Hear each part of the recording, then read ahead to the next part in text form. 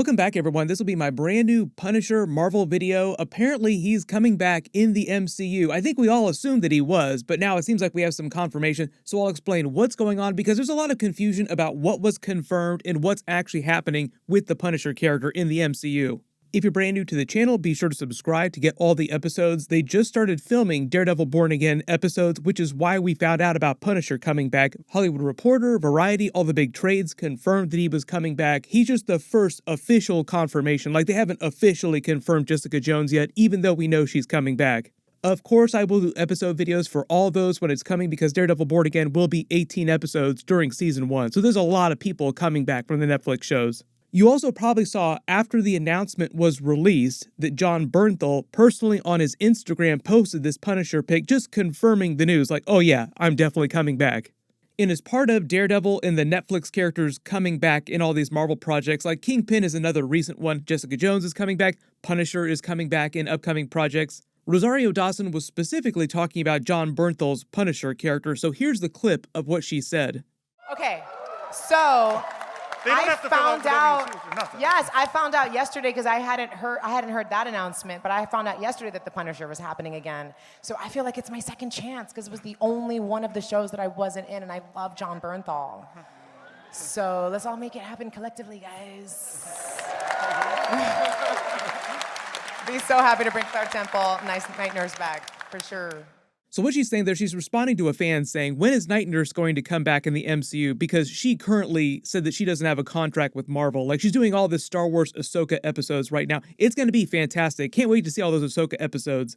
But what she's actually saying is that she heard the Punisher is coming back to the MCU, and she's hoping that it becomes an opportunity for her to have some scenes with Jon Bernthal's Punisher, as her, Claire Temple, the Night Nurse character, didn't actually appear during the Punisher Netflix series. Like, that was the only big Marvel Defender series that she didn't get to be in.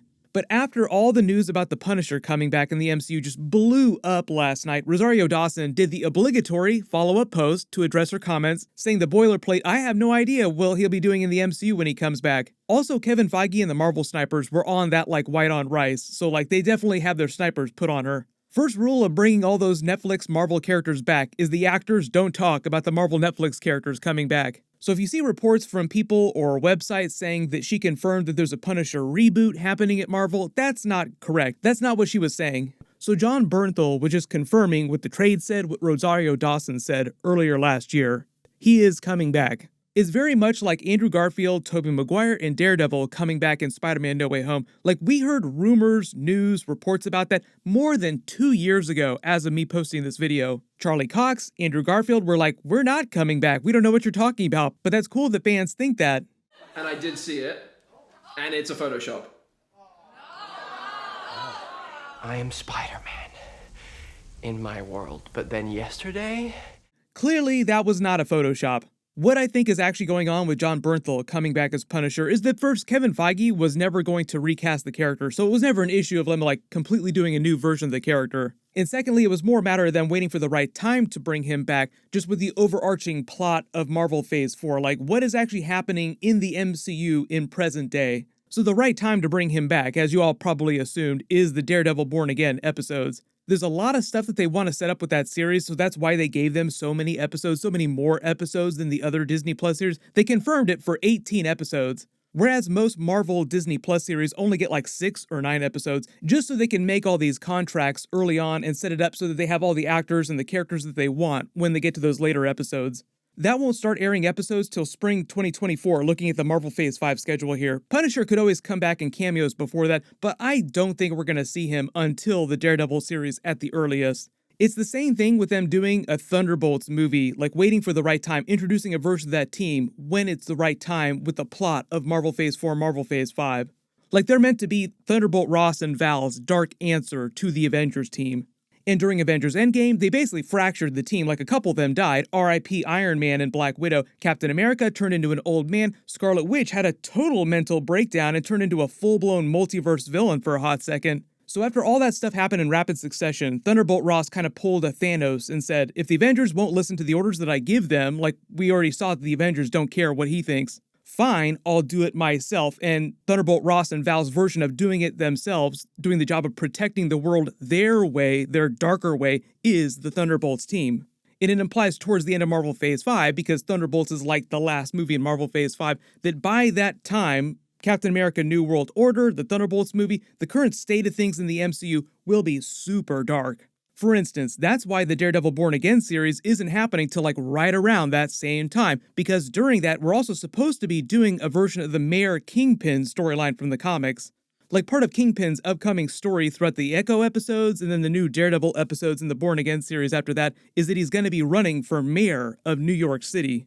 Think of how dark things are going to get in New York City when he becomes mayor. It'll be hardcore. That's the kind of environment that Punisher would flourish in. The rise of all these villains, like all these bad anti-hero characters just thinking that they can get away with whatever they want to. And also, the Punisher character is kind of an anti-hero himself, with more of a light side alignment, like he's the darkest you could possibly get as a character and still think of him as a good person or redeemable in some way. And also, it just makes more sense to bring him back in the Daredevil series because he debuted in the Marvel Netflix series in Daredevil Season 2. His debut was also probably one of the best episodes of Daredevil ever, just like their rooftop fight with him chaining Daredevil up. They used that in all the promos. It was such a big deal. For those of you who've been asking what's been happening with Punisher since the events of Punisher Season 2, that's the last time we saw him in the timeline.